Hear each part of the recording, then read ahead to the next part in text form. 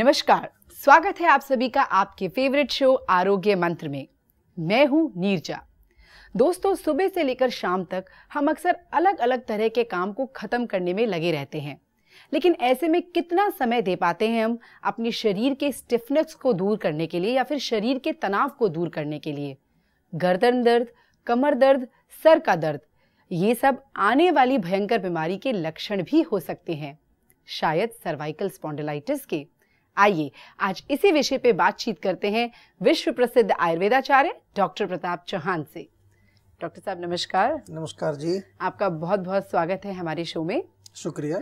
और डॉक्टर साहब, आज का जो हमारा विषय है वो है सर्वाइकल स्पॉन्डिलाइटिस जी। और आज हम आपसे ये जानना चाहेंगे कि जैसे कि मैंने कहा कि हम इतना काम करते हैं सुबह से लेकर शाम तक कि छोटी छोटी दर्द को, छोटी छोटी स्टिफनेस को हम नजरअंदाज कर देते हैं। क्या ये आगे जाके सर्वाइकल स्पॉन्डिलाइटिस का रूप ले सकते हैं या नहीं? तो यही हम आपसे बात करेंगे, लेकिन उससे पहले मैं बता दूं दर्शकों को हमारा नंबर। जी हाँ दर्शकों, हमारे बीच आ गए हैं विश्व प्रसिद्ध आयुर्वेदाचार्य डॉक्टर प्रताप चौहान। तो अगर आपके जहन में है कोई भी सवाल किसी भी रोग को लेकर, तो आप फोन उठाइए और हमें कॉल कीजिए 0129404040 पर। जी डॉक्टर साहब, तो सबसे पहले हम जानना चाहेंगे आपसे कि क्या है ये सर्वाइकल स्पॉन्डिलाइटिस?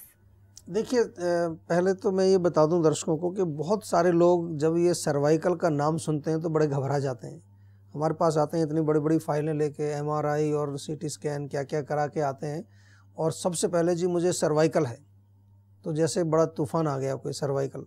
समझने की कोशिश करिए, सर्वाइकल का मतलब होता है जो हमारे गर्दन का जो हिस्सा है, हमारी स्पाइन का जो रीढ़ की हड्डी का, उसको सर्वाइकल एरिया बोलते हैं।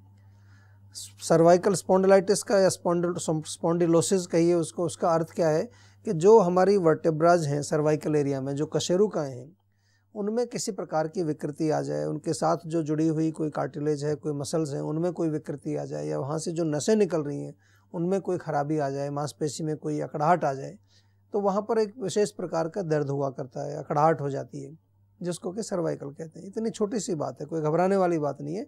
लेकिन मैं इसलिए कह रहा हूँ कि ज़्यादातर लोग जो है कई बार नाम सुन करके बहुत घबरा जाते हैं, लेकिन ये जानने की कोशिश नहीं करते कि रोग का कारण क्या है जी, क्यों मुझे ये रोग हुआ।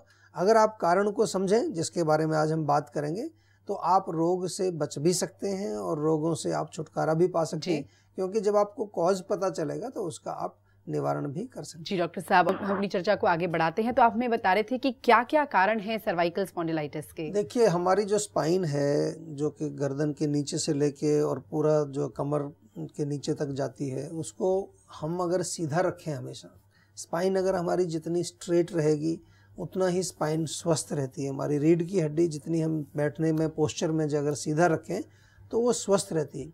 अगर हम उसको लटका के बैठते हैं, गर्दन को ऐसे करके ज़्यादा बैठते हैं, या आप जो है गर्दन को थोड़ा ऐसे झुका करके, या कोई बहुत ज़्यादा झुक करके काम करते हैं, मतलब पोस्चर की अगर प्रॉब्लम हो तो पहली कॉज उसमें यही होती है।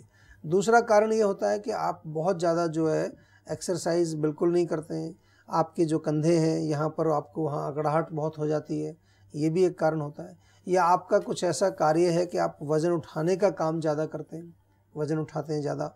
इसके अलावा रीढ़ की हड्डी में या गर्दन में कोई चोट लग जाए, उसकी वजह से भी आपको ये प्रॉब्लम आ सकती है। आजकल ये भी देखा जाता है कि बहुत सारे लोगों का ये जो सर्वाइकल का रोग है वो पेट से जुड़ा हुआ है जी, यानी कि पेट में खराबी हो, आम बनता है और आम जा कर के वहाँ जमा हो जाए। आयुर्वेद की भाषा में हम पहले भी इसको कई बार समझाते हैं आपको, तो उसको भी हम सर्वाइकल कह सकते हैं, क्योंकि वहाँ जब मांसपेशियाँ अकड़ जाएंगी आम की वजह से, तो वहाँ पर जो है दर्द होगा। और कभी कभार ये डिस्क वहाँ से खिसकना, या वो डिस्क अपनी जगह से जाके थोड़ा उसमें गैप बढ़ जाना, जिसको कि आमतौर पर डिस्क स्लिप कह देते हैं जी, या कभी कभी उसको हम कह देते हैं कि वहाँ गैप बढ़ गया है थोड़ा सा, दोनों जो हमारी वर्टेब्राज हैं उसकी वजह से भी हो सकता है। लेकिन आमतौर पर अगर देखा जाए, अगर हम देखें अपने पोस्चर को, तो पोस्चर ही इसमें एक मुख्य कारण माना जाता है आमतौर पर। तो ये तो हो गए सारे कारण, हम आपसे जानेंगे अभी लक्षण, लेकिन आइए बात करते हैं हमारे शो के पहले कॉलर से। नमस्कार जी। हाँ, मैं सोमपुर से बोल रहा हूँ, बिहार से। जी बोलिए। हाँ, मैं आपके मैं युवा से 4 महीना से मैं दवा खा रहा हूँ जी। मुझे भक्कंदर हो गया है और मैं घाव से बहुत परेशान चल रहा हूँ जी। तो अभी तो मतलब दवा पहले से तो बहुत अंतर है। फिर भी रह का घाव जो है बाहर की तरफ घाव फट जाता है, घाव हो जाता है, परेशानी हो जाती है, और उससे क्या करूं?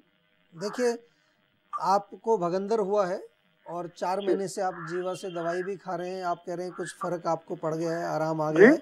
क्योंकि भगंदर जो है उसको थोड़ा समझने की कोशिश करिए। इसमें 2-3 चीज़ें आपको मुख्य रूप से समझनी पड़ेंगी।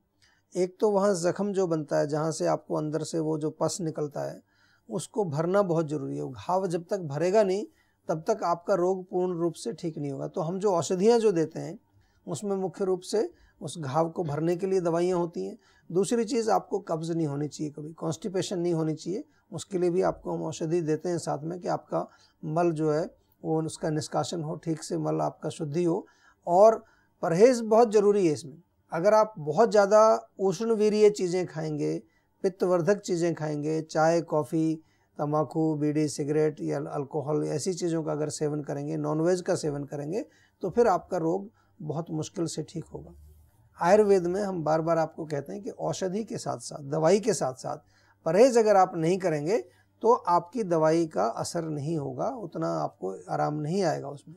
तो इन सब चीज़ों को आपको समझ में रखना है। और आपको ये भी साथ में जो है हम सुविधा देते हैं कि कोई आपको समस्या हो तो आप अपने डॉक्टर से फ़ोन के माध्यम से बात भी कर सकते हैं, उनसे पूछ सकते हैं। कोई भी परेशानी हो, कोई आपको लग रहा है कि कुछ आपको कोई नई चीज़ बन रही है या कोई आपको पुरानी चीज़ है उसमें कोई खराबी आपको नज़र आ रही है, किसी प्रकार का कोई भी आपका प्रश्न हो तो उसको ज़रूर पूछिए। क्योंकि अगर आपको उसके बारे में ज्ञान नहीं होगा तो कभी कभार जो है वो रोग ठीक होने में थोड़ा और ज़्यादा टाइम लेता है। लेकिन जहाँ तक मैं समझता हूँ कि 4 महीने में आपको काफ़ी आराम आया तो अच्छी बात है। और 2-3 महीना आप दवाई खाएंगे तो आपको और भी आराम आएगा और आपका रोग ठीक होगा। जी ठीक है जी। तो जैसा डॉक्टर साहब ने कहा कि आप दवाई ले रहे हैं और दवाई के साथ आपको एक डाइट चार्ट मिला होगा जिसमें डॉक्टर साहब ने लिखा होगा कि आपको क्या चीज़ खानी है, क्या नहीं खानी है। आप उसे नियमित रूप से फॉलो कीजिए और आपको आगे भी आराम अवश्य आएगा। हमें कॉल करने का बहुत बहुत शुक्रिया। तो दोस्तों, हम अपनी चर्चा को आगे बढ़ाएंगे, बात करेंगे डॉक्टर साहब से सर्वाइकल स्पॉन्डिलाइटिस के बारे में। लेकिन वक्त आ गया एक छोटे से ब्रेक का। आप कहीं मत जाइएगा और नोट कर लीजिए हमारा नंबर जो है 012940400404। हम मिलते हैं आपसे इस छोटे से ब्रेक के बाद।